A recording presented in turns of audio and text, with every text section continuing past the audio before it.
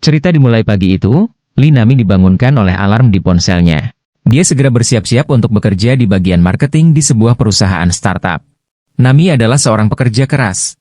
Ia juga sering membantu di kafe milik ayahnya. Meski hidupnya datar-datar saja, Nami sangat bergantung pada ponselnya untuk segala urusan. Mulai dari pengingat waktu, hingga pekerjaan dan komunikasi. Suatu malam, setelah bersenang-senang dengan teman-temannya, Nami kehilangan ponselnya dalam perjalanan pulang ke rumah. Ponselnya terjatuh waktu di dalam bus dan seorang pria mengambil ponsel tersebut.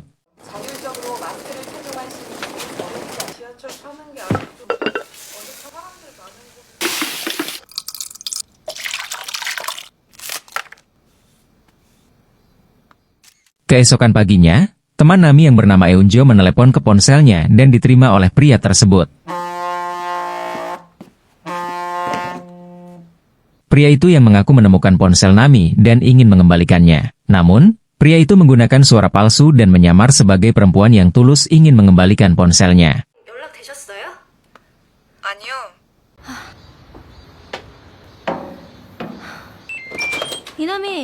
Eunjo menemui Nami yang masih dalam keadaan mabuk dan memberitahunya tentang telepon dari orang yang mengaku menemukan ponselnya.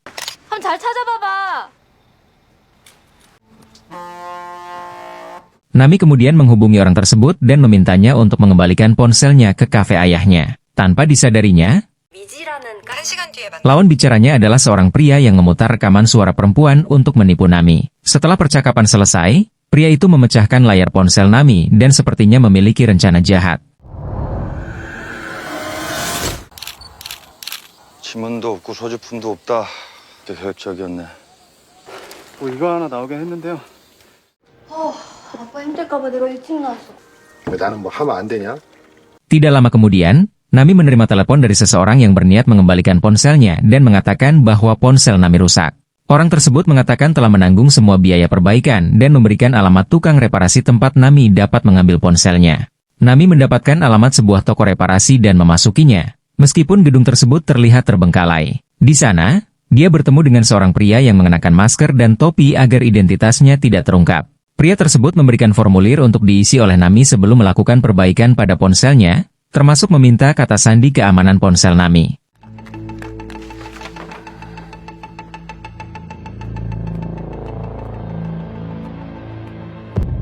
Pria tersebut, yang kemudian kita kenal sebagai Junyong, menambahkan sebuah spiwara ke dalam ponsel Nami. Begitu Nami mengambil ponselnya kembali, Junyong bisa melihat aktivitas Nami melalui ponsel tersebut sepanjang waktu.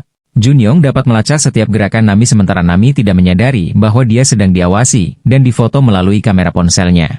Junyong mulai mengumpulkan informasi detail dari kehidupan pribadi Nami melalui ponselnya. Dia dapat melihat rutinitas harian Nami dan kemana dia pergi serta siapa yang dia temui, termasuk tempat Nami bekerja. Bahkan Junyong dapat mengakses semua chat dan sosial media Nami, bahkan saat Nami tertidur malam hari.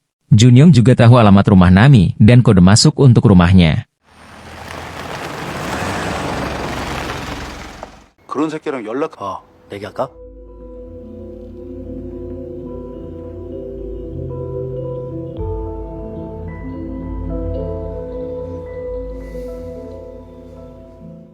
Keesokan harinya, Nami akhirnya sadar bahwa ponselnya telah ditanam spiwara yang membahayakan kehidupan dan karirnya. Sebuah foto dengan rekannya terposting sendiri di akun sosial media Nami pada malam hari di mana Nami terlihat melecehkan rekan kerjanya, menyebabkan kerugian besar bagi perusahaannya. Akhirnya, Nami dipecat meskipun dia memberitahu atasannya bahwa ponselnya sedang diretas. Atasannya tidak mau tahu. Di tempat lain, ayah Junyong, seorang detektif polisi bernama Jimen sedang menangani kasus pembunuhan yang sangat mengerikan. Para polisi belum menemukan petunjuk sama sekali dari kasus tersebut.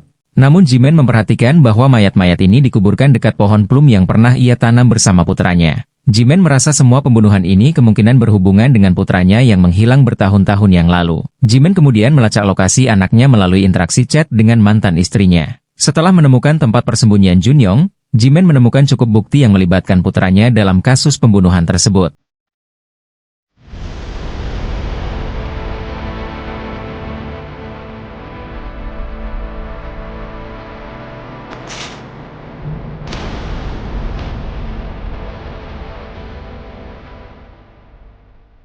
Sementara itu, Junyong terus muncul dalam kehidupan Nami dengan cara yang berbeda-beda. Dia datang ke kafe Nami dan meminta jus buah plum yang sebenarnya sudah terdaftar dari menu. Mereka bertemu lagi dengan alasan Junyong akan membeli CD musik bekas yang dijual Nami secara online. Saat COD di kafe ayah Nami, Junyong memberikan kartu namanya yang menyebutkan bahwa dia adalah seorang ahli IT di sebuah perusahaan.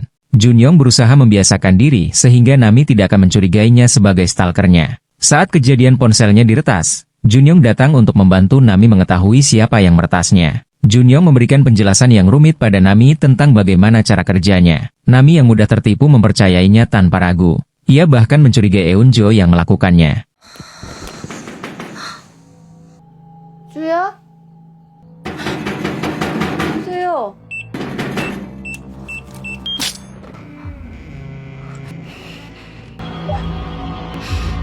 아우, 무서워.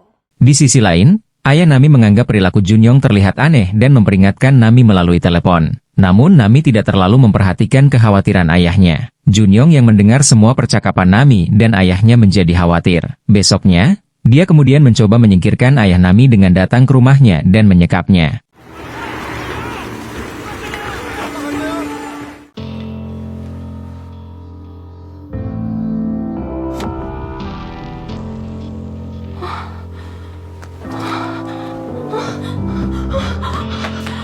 뭐야? 왜 그래? 나 택시 좀 불러줘. 택시? 택시 왜 무슨 일이야? 왜 알람이 왜 꺼졌지? 11시야 벌써? 어떡해. Nami merasa bersalah karena telah menuduh Eunjo. Ia akhirnya ingat bahwa beberapa hari yang lalu ia pernah memberikan passwordnya pada tukang servis ponsel. Sementara itu, Jimen dan rekan detektifnya terus menyelidiki Junyong dan menemukan toko reparasi ponsel milik Junyong. Mereka pun pergi ke sana untuk melakukan penyelidikan lebih lanjut. Di sana, mereka menemukan toko tersebut dalam keadaan berantakan dengan kertas dan perangkat berserakan di seluruh ruangan.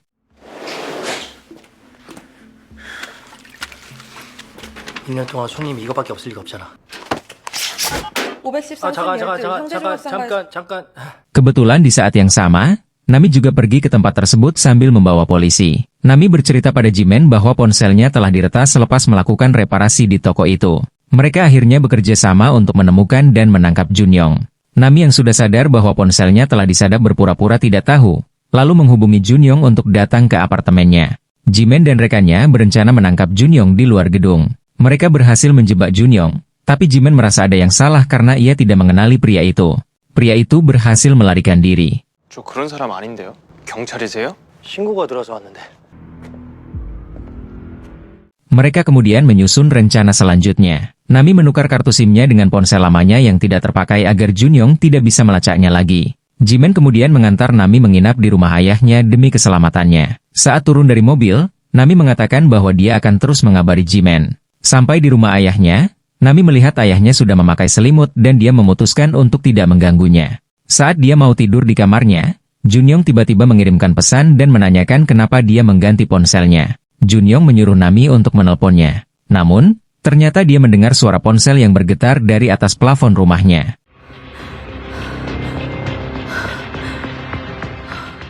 Nami pun panik dan segera kembali memasuki kamar ayahnya, dan menemukan bahwa ayahnya tidak ada di tempat tidur. Pria itu muncul dan marah padanya karena telah merusak rencananya. Dia kemudian menyuruh Nami untuk mengabari Jimen melalui SMS bahwa dia baik-baik saja.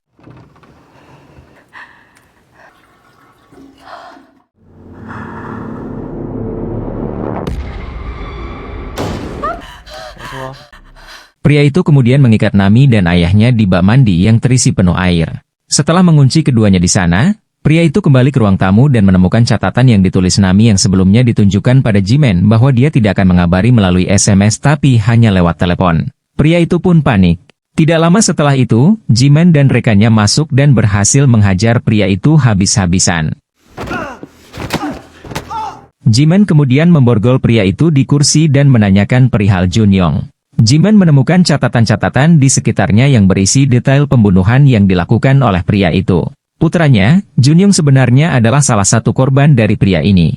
Dia mengambil identitas Junyong dengan menguasai detail-detail terkait Junyong. Sementara itu, Nami yang berhasil diselamatkan oleh rekan Jiman, secara diam-diam mengambil pistol polisi itu. Dia lalu bangkit dan berjalan ke arah pria itu dan menembaknya hingga tewas.